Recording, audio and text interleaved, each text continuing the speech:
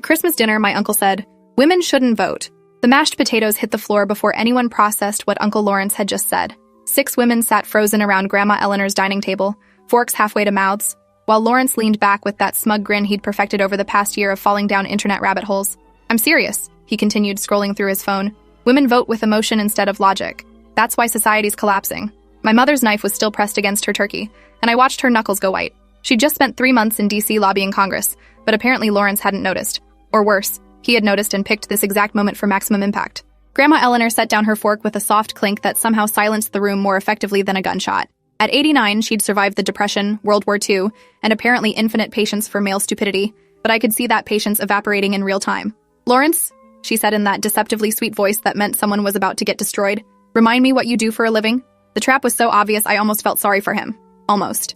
"I'm between positions. The tech industry's pushing out qualified men for diversity hires." He was already defensive, already making excuses, and still hadn't realized he was standing in a minefield. Grandma smiled, and it was terrifying. "So, you're unemployed and living in Patricia's guest house. The guest house that your wife owns because she's been a successful real estate agent for 30 years?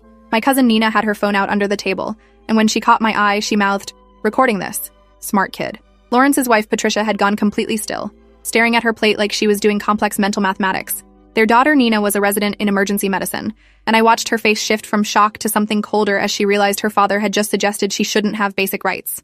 My sister Vivian laughed, but it wasn't kind. "Let me understand this correctly. You think the 6 women at this table, a congressional lobbyist, a surgeon, a federal judge, a biochemistry PhD, a real estate mogul, and the founder of a pharmaceutical company, are too emotional to vote? While you, currently unemployed and living off your wife, are the rational one?"